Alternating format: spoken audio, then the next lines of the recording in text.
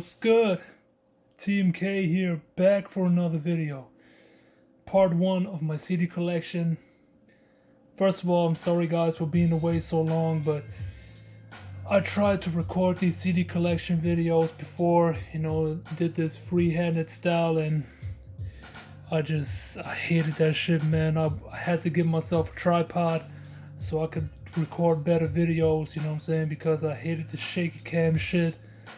Plus, it shifted my focus away from the actual meat and potatoes of the videos. So yeah, got myself a tripod finally. Hopefully this will allow me to record slightly better videos. I'm still gonna do it raw and uncut, but just the picture is steady now, which is definitely appreciated, at least in my opinion. So yeah, let's get right into it. So I'm not gonna spend too much time talking about each album, otherwise this video would be ridiculously long, and I want to keep it short. You know what I'm saying? I have about, 30 to 40 albums to go through. So yeah, first album, Tupacalypse Now. Great debut album, really nice, got some good shit on there, like Brenda's Got a Baby. It's probably the most well-known song on this album, as well as I Don't Give a Fuck, which was on the GTA San Andreas soundtrack. Then we got Tupac's second album, Strictly for My, this album is also very, very dope. Probably Tupac's most underrated album. This one has nothing but gems on here. Love every single track on this album. It's very, very dope. Then we got my favorite Pac album, and that is Me Against the World. Yeah, every single track on this album is a classic. This album is a perfect 10 out of 10 for me. There's not a single whack or wasted moment. You got tracks like If I Die Tonight, Me Against the World, Dear Mama. So incredible. Great fucking record. Then we got All Eyez On Me. I think the first double disc album in hip hop history. Amazing record. So a super dope album. The only thing I don't like about it is the song What's Your Phone Number. I could never get into that song, but other than that, the rest of the album is incredible. I also love the fact that they got the remix version of California Love, which when I bought this album, I wish they had the original version on it, but now I love the fact that they have the remix on there and not the original. Then we got a posthumous Pac record, came out after his death. Are You Still Down? Remember Me? Another double disc record. It's another great album. Possibly the best posthumous Pac record that wasn't made by Pac himself. Super dope, love it. And then here we got one of the first CDs that I've ever bought, Still I Rise by Tupac and Outlawz. This album is also very, very good. Has the song Baby Don't Cry on it. Great track. Also has some other songs that I really like. The Good Die Young, Tattoo Tears. Although I really love the original version of Tattoo Tears, I don't really care for the album version of this. Letter to the President, Still I Rise, some good shit on here. Then we're gonna move on to some underground stuff. This is Ninth Wonder and Buckshot with Chemistry. This is a dope album from the mid 2000s. Nothing but boom bap bangers on it, dope soul samples on this shit.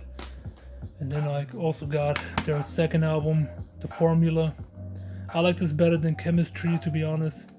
It's another really, really fantastic project by Ninth and Buck. Then we got some West Coast hip hop right here, underground West Coast stuff. All Balls Don't Bounce by Aceyalone. This is the revisited version, which comes with a nice little bonus disc. You got the first disc, you got the bonus disc right here with remixes, I think, and bonus songs and stuff, and a music video, I believe. All Balls Don't Bounce by Aceyalone, dope shit. Then we got Labor Days by Aesop Rock, also fantastic. Love Aesop. You know, he has apparently the greatest vocabulary in hip hop, the most unique words used in his lyrics. It's fucking incredible. Then we got Body of the Life Force by Afu-Ra. You know, Afu-Ra is part of the Gangstar Foundation. This is a fantastic album. You know, probably the only really good album from him.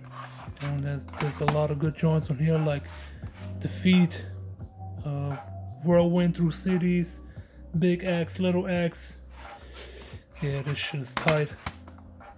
Dope record. Then we got Akinyele with Vagina. This was entirely produced by Large Pro. Akinyele, also known from the Life at the Barbecue song by Main Source. A very dope album. This is the only album of his that I like. You know, all of his other albums are really subpar or not really worth mentioning in my opinion. Then we got the Alkaholiks with 21 and Over. Great 90s party record, man. Some dope shit on here. The subject matter is not there. You know what I'm saying? This is just straight up 90s party music. But if you want to have some feel good music with some dope instrumentals on it, check out 21 and Over. This album is incredible. Then we got Coast to Coast by Alkaholiks. Second favorite record of theirs. Also great. Love the song. The Next Level. Also Damn is a great song. Then we got Likwidation. The first Alkaholiks album I've ever heard. You know, I actually got a burned CD copy of this album from my former neighbor from my hometown, and yeah, this is how I found out about Alkaholiks. But this album is not as good as the previous ones, but I really love the song Killing It. Produced by Madlib, great track. Then we got Arsonists with As the World Burns. That's from 1999. Underground hip hop right here. Love Arsonists. Then we got Artifacts with Between a Rock and a Hard Place. 1994 is the year on this one. Phenomenal record. One of my favorite albums from the 90s, and one of the reasons why 1994 is my favorite year in hip hop. Then we got Artifacts with That's Them. This is also a phenomenal album. You know, very, very dope underground hip hop right here. It's a lighter production on this one. This is not as heavy, hard hitting as the first one, but still really dope shit. Love the song collaboration of Mike's. Yeah, dope stuff. Then we got some Atmosphere, Overcast. Now I don't have all of Atmosphere's album on CD. Neither do I have them on vinyl, but Overcast, I got that one on CD. This is where they were still on that underground tip. You know what I'm saying? This one does not sound anything like the projects that came after it. And that's why I love it even more so, you know. Then we got Atmosphere's third album. Yeah, I think that's their third album, Seventh Travels. Also dope. Some good shit on here. I really like the song National Disgrace. Dope shit. Then we got some Queens, classic Queen stuff. Queensbridge, Stand Up, AZ, Doe or Die. Classic album from the 90s, 1995. Some dope Pete Rock production on it. And yeah, incredible stuff, man. The whole album is amazing. Then we got an album by my favorite female MC, Bahamadia, Kollage. Came out in 1996. I think she used to rock with The Roots. Yeah, what am I supposed to say about this, man? This is super dope. I love Bahamadia's voice. She just has a very smooth and silky voice. It just goes great with the type of production that she raps on this album. So, yeah, Kollage by Bahamadia. Then we got an album by a Swedish producer named BBC Darney. This album is called Limitless Expanse. It's a dope instrumental album, you know. Apparently he has an album dropping on Postpartum, which I'm definitely gonna grab that vinyl, you know. But yeah, BBC Darney, a great friend of mine, had to support him. Definitely is a dope producer, super dope dude. I like this guy a lot, man. Then we got Brace for Impak by the Beatminerz. This is their first album, you know, after having produced a bunch of classic albums like Enter the Stage and The Shining. You know, they finally geared up to do their own album, and this is Brace for Impak. I actually used to love this album so much back in the days. Got a little worse over the years. I just don't love it as much as I did back in the days, man. But this is still a very dope boom bap project. If you're looking for dope boom bap material, this is definitely one you should check out. But the only thing that bothers me about this is the cutout right here. But anyways, it's a dope album. Then we got the Beatnuts, Inxtoxicated Demons. Short little EP right here, but it's even more dope, even more so. There's not a single whack track on here. Every track is killer. Love that shit. And I've got their self-titled album, also known as Street Level, and it's also fantastic. My favorite Beatnuts project to this day. It's fucking dope. Yeah, incredible stuff, man. I love the song 2-3 Break with the beat switch ups. I love these kind of songs, man. I hope that a lot more artists would do more shit like this again in hip hop, yo. I'm missing that kind of stuff where you have beat switches and stuff. I'm missing that shit. I hope, you know, I wish that a lot of artists would do that again. Then we got Stone Crazy by the Beatnuts. This was also the first Beatnuts album I've ever heard. This was also one of those burnt CDs that my former neighbor gave to me. And yeah, I used to love that album so much back in the days.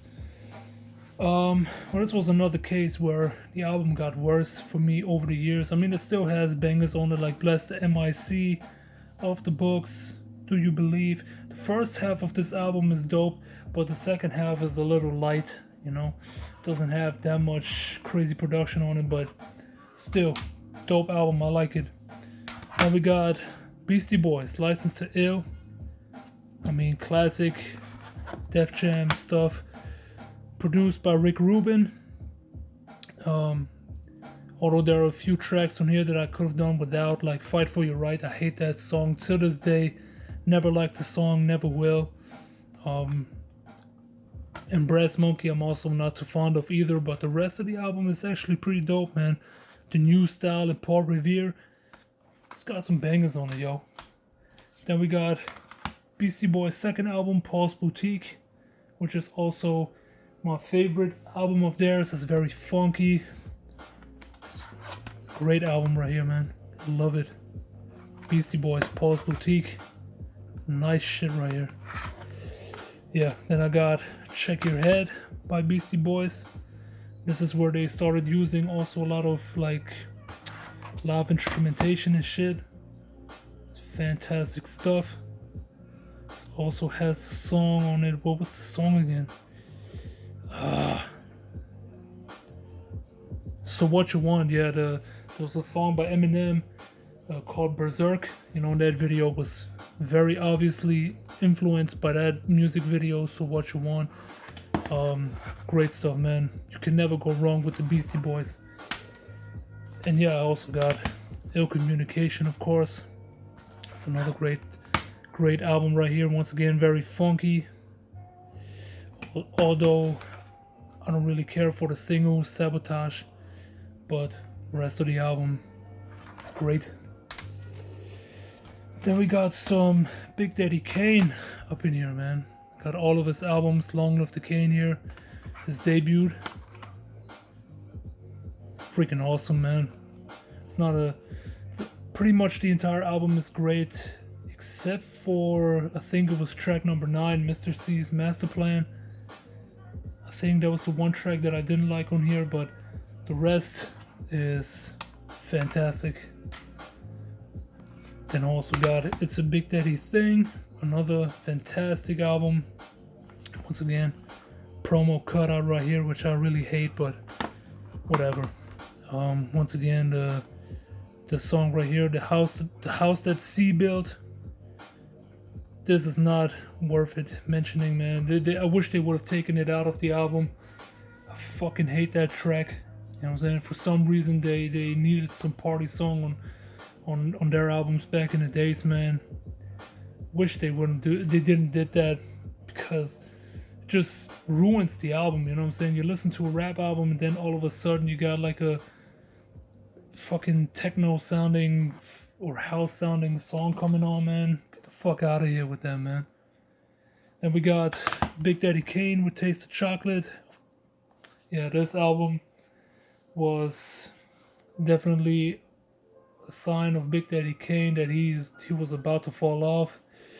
This was nowhere near as good as the first two. Not by a slight margin, man. This had some really, really terrible songs on it. Like All of Me featuring Barry White. What the fuck was that, bro? That song was horrible, yo. But I cannot lie, it had some good tracks on here too. Like the Taste of Chocolate songs, man. Dance with the Devil was cool. You know what I'm saying? But for the most part, this was just not good, man. Then we got Prince of Darkness by Big Daddy Kane. In my opinion, slightly better than the first one, but slightly better than the preceding album, Taste of Chocolate, but still very lackluster if you ask me. But it has some good songs on here like Come On Down and Raw 91. You know, it has its moments. Then we got Looks Like a Job for Big Daddy Kane. That was a return to form for him, man. Big Daddy Kane came back swinging with this album, and this was definitely a great comeback record. That was his, like Mama Said, Knock You Out. You know, it's a dope fucking record. Very street sounding, so very dope. And then we got Daddy's Home by Big Daddy Kane. This is slightly worse than Looks Like a Job for Big Daddy Kane, but it still has some good songs on it. I love the Posse Cut Show Improve. You know, some good stuff on here, man. I like it. And then we got Veterans Day, which I remember I did not like it that much. You know, it's also been an incredibly long time since I've last heard it. And I haven't put this shit on in years, bro, so I cannot speak on it that much. But from what I remember, I did not like it. Then we got Big L with Lifestyles with the Poor and Dangerous. Classic from the year 1995. Probably one of the biggest what ifs in hip hop, you know. I still question myself, man, what hip hop would have been if Big L was still around. I mean, Jay-Z was about to sign him and stuff. You know, Big L was an incredible lyricist. And yeah, I really, really, really love this album right here. Definitely one of my top 20, if not my top 10 favorite rap albums of all time. Rest in peace, Big L. Then we got also the Big Picture album. An album that is a tale of two halves for me, man. Some of the tracks on here I really like, you know, like Hold It Down and The Enemy and fucking Platinum Plus, but then it also has a lot of lackluster tracks on here. Fucking, what was the song, man? Games featuring Sadat X and Guru. If you know the original version, that song, that version of the song is terrible, yo. The album version of Games is freaking horrendous, especially that beat. Terrible, bro. Terrible.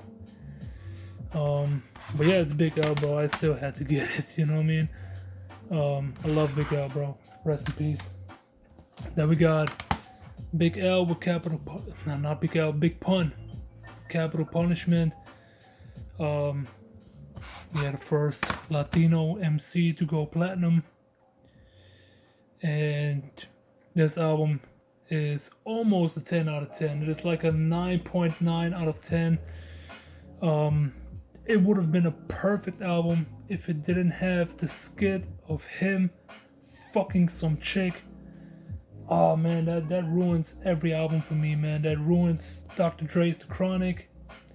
Ruined also Biggie's Ready to Die a little bit for me. I hate skits, rappers, fucking chicks on their records, man. And yeah, that was another case right here. I love the record so much, man, but that skit, bro, was so unnecessary. Yeah, and then I also got the international version, the European version of Capital Punishment with a different cover on it. Track list and everything is the same. You know, I just bought it for the different cover, man. Yeah, then we got a compilation right here, Endangered Species by Big Pun. This is also great. Has a lot of songs where he was featured on, some unreleased stuff, alternate versions. You know, we got the alternate version of Dream Shatterer on here, produced by Buckshot. Really dope stuff, man. And then we got an underground record from the year 2000. This is Masters of the Universe by Binary Star. This is a duo consisting of One Below and Decompose. You know, One Below is one of my favorite MCs of all time. Very underrated, very slept on. I'm actually friends with him on Facebook. Dope dude. And yeah, this album is an underground banger. Love it. Then we got another Cold Chillin' album, Biz Markie with Going Off. Definitely his best album to date. Love every single track on here, man. Biz Markie was such a fun character, bro. You know, such a shame that he died a couple of years ago, man. You know, rest in peace to Biz Markie. And yeah, this album is definitely a must-have if you ask me. And then we got some Black Moon, Enter the Stage. 1993 is the year on this one. Also, one of my top 20, top 10 favorite albums of all time. This is an album that always stuck with me. I've listened to it pretty regularly since I first discovered it. There is not a single whack track on here, man. Especially the album version of I Got You Open. It's fucking amazing, bro. Love this record to death. And then we got a compilation in here called Digging in the Vaults. This one consists of unreleased songs, some remixes. Yeah, this is definitely a dope compilation right here. Great companion piece to the Enter the Stage album. So yeah, that was it. That was part 1 of my CD collection. Look forward to part 2. You know, it will come soon, probably this weekend. But until then, you know, that was it for today. Peace out, guys, and have a great one. Take care.